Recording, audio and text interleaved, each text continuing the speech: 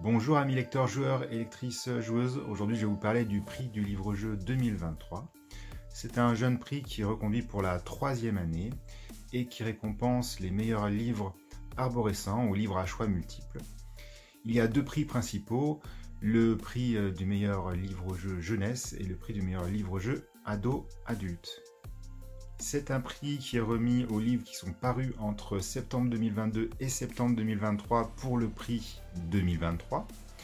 Ce sont les éditeurs qui souhaitent participer qui envoient leurs livres à un jury. Le jury est composé de 9 personnes.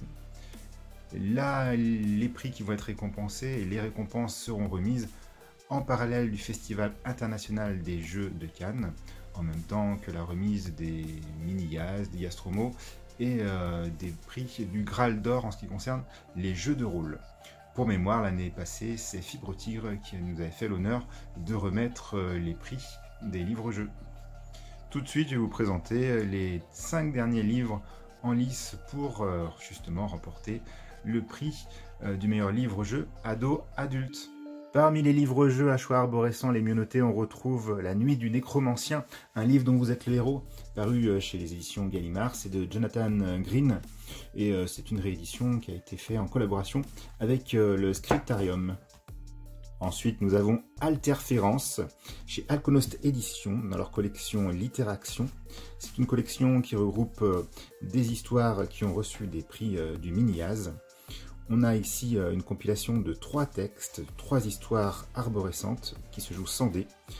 La première de Jérôme Verse est Disruption, ensuite de Pierre Sensfelder, Prisme, et enfin Frédéric Wix avec Exali.